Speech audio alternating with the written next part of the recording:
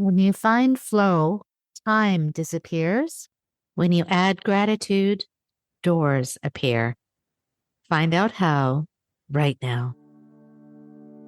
Welcome to the Midlife Reinvention Podcast, a podcast helping women in career and life transitions achieve clarity on their next steps so they can transform uncertainty into an energizing next chapter.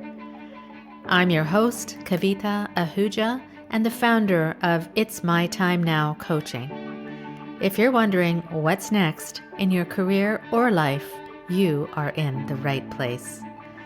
Through solo and guest episodes, you'll gain practical tips, tools, and inspiration to help you uncover blocks, gain confidence, and be, do, and have what you want. I rediscovered myself after the age of 50, and I know you can too. It's my time now to help you do just that. I'm so excited you're here. Let's dive in.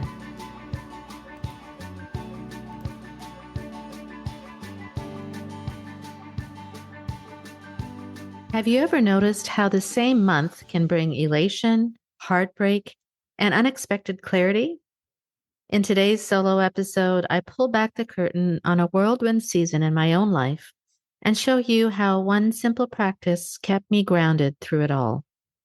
In this episode, you'll discover the gratitude reset, a quick mental pivot I use to turn overwhelming transitions into meaningful lessons you can build on right away, the power of yes, why opening the door to just one new experience can unleash a little chain of unexpected opportunities and connections, and your personal flow test, a fast way to spot the activities that light you up, reveal your Ikigai, and point you to your very next breadcrumb on the path ahead. If you're craving practical inspiration for navigating career and life changes, family milestones, and everything in between, press play and let's turn life's twists into fuel for your next chapter. Welcome to another episode of the Midlife Reinvention Podcast, my dear friend. I'm grateful that you're here, and today I actually would like to discuss the power of gratitude as we navigate career and life transitions. The last several weeks have seen complete swings of ups and downs for myself and my family. And as I reflect on them, I'd like to share some thoughts as you may be feeling overwhelmed or unsure of your next steps moving forward. We can't predict what life will bring to us, but it's important to take a step back and think, why did these things happen? As many of you know, and as I shared in my last episode, we had wonderful celebrations for the engagements of my two sons in the last few months. I feel so much gratitude for the power of family, the new loved ones in my children's lives, and the amazing futures ahead for them all. It really made me reflect on this new phase of life I'm entering, that of mother-in-law and soon to be grandma, I'm sure, the next few years. Well, that's a lot. A thought here, though. We can look at becoming older in a negative light, or we can consider instead, wow, what amazing opportunities lie ahead instead. Then, soon after those celebrations, we were brought together again as a family to celebrate the life of my dear father-in-law, who died at the age of 93. This transition was difficult for us all, but at the same time, his outlook was tremendous as he said he's lived a great life and was ready to embrace his next transition. I felt so much gratitude for having known his gentle soul and for carrying on his legacy in my children. So a thought here as we live our lives, why not try to make every day something that we enjoy to the best of our ability? Rather than worry, regret, fear, anger, why not try to replace these negative or catabolic emotions with those of gratitude and love and appreciation, which are more anabolic feelings? I know it's not always possible, but at the end of the day or at the end of your life, what are you going to look back and say? Hopefully that you lived your life on your own terms and that you don't regret anything, right? Then, after my father in law's passing, I decided to follow through on an opportunity I signed up for, which was to attend a retreat called Ikigai in Nature in beautiful Zermatt, Switzerland, on the base of the Matterhorn in the Swiss Alps. This was a complete oasis in nature, peaceful and reflective, and made me realize how grateful I am indeed to be able to experience these wonderful places in the world. As I reflect on this past week, the thing I'm most grateful for is the absolutely incredible people I met while at the retreat. Women from Greece, from Turkey, from the United States and England, and of course, Canada. Women who, when we first met, were strangers, but in a few short days, we became close friends. This made me realize also about the power of human connection, which truly has been lost in a lot of ways, I believe. Since COVID, when we all were connected online mostly, it is so nice to be able to share a hug and laughter and a lot of tears in person with people all over the world. It makes you realize more about our similarities versus our differences. Being in Zermatt and learning about the concept of Ikigai from Francis Morales, the author of the famous book on Ikigai, and from Nikki Smyrny, who had been on this podcast as well, and who is the owner of Travel Gems, who led the retreat. This really led me to a lot of realizations. One is that I am indeed on the right path, because when I do this work, I am in complete flow. What makes your heart sing, or when do you feel in complete flow? By that I mean, when does time go by when you are doing something that you just don't even realize it? I want you to think about that and write all those things down that make you feel that way, and bring those things into your life as much as possible. These things will then in turn release so much positive or anabolic energy in your life that other things will open up for you. When I answered this question for myself, it was the ability to guide people, to empower them, and also to have meaningful conversations with them. And also, what takes me into flow is definitely my love of writing. More on that in a bit. The other thing I learned is the power of saying yes to things.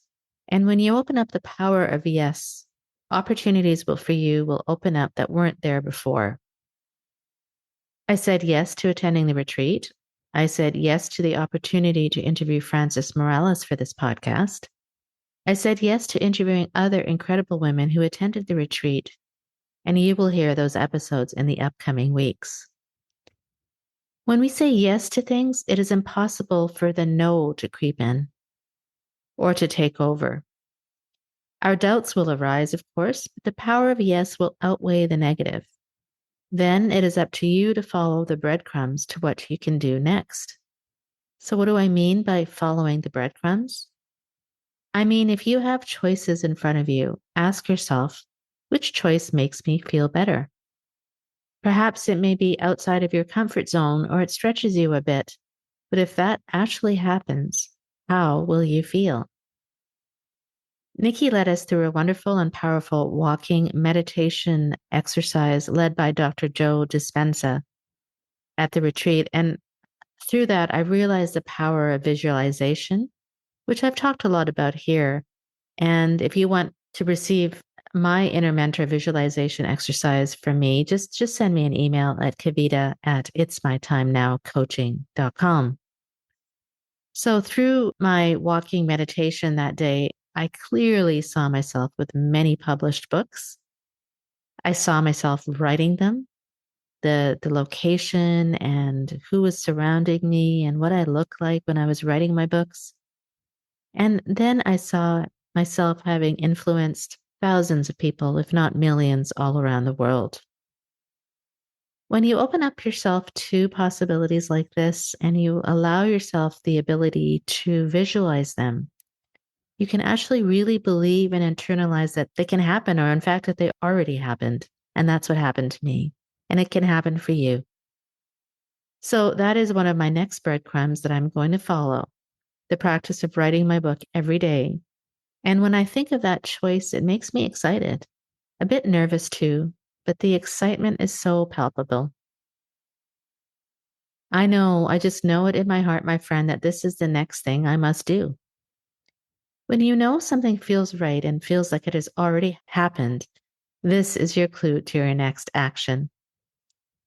And I'd love to help crystallize this for you because when you do realize it, when your Ikigai falls into place, a world of excitement and possibilities opens up for you like never before. I promise you. So, on this Monday, as I reflect on the weeks gone by and plan for the next few months, I want to express my gratitude for all that I have been through, both positive and negative, and how it has given me clues as to what I should be doing next.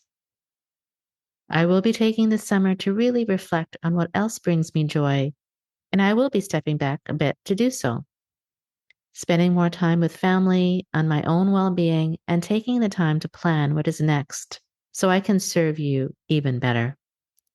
To that end, this podcast will be released once a week on Mondays versus 2 episodes per week until further notice. I encourage you to take the time this week for yourself, for your own reflection. What has brought you to where you are today? Where do you want to go? And how will you get there? It's a holiday week here in Canada, so happy Canada Day to my Canadian friends. And to my American friends, happy 4th of July. Take this downtime to be, to reflect each day, and make it a habit on the things you're grateful for in your life. Write them down. They don't have to be huge. It could be merely the ability to hug your puppy or to be able to enjoy a beautiful walk in nature. It will open up so much anabolic energy in your life that thoughts, ideas, circumstances, and people will come into your life when you least expect it. Follow those clues, those breadcrumbs. Envision what you have already achieved and look with great anticipation for what lies ahead. Part of my Ikigai is that I am grateful for my ability to help others live a life of their full potential. This is what I'm called to do. And if you'd like me as your guide, I'm here for you. I'm happy to send you the Ikigai exercise for you to complete yourself. And as you listen to the upcoming podcast episodes with Francis Morales and the beautiful women who attended the retreat with me, work on the exercise yourself. Just email me at Kavita at itsmytimenowcoaching.com with the word Ikigai, that's Ikigai,